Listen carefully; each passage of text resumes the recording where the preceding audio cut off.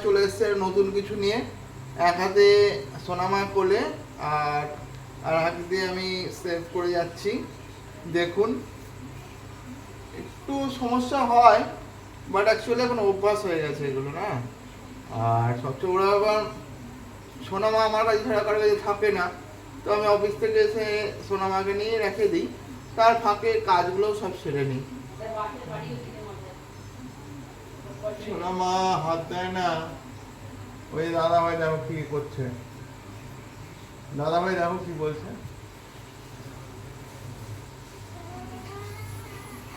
কি কি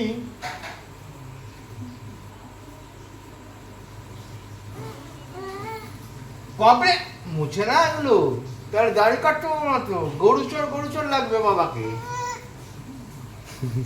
এদিকে নেই তো, এগুলো মুছে দিতে হবে।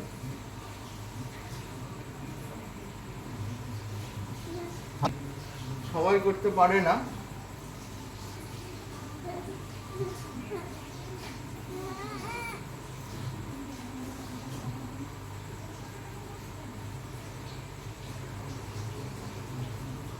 কমপ্লিট। তো বন্ধুরা দেখলেন কত সহজে, কত তাড়াতাড়ি সেভিংটা করে নিলাম।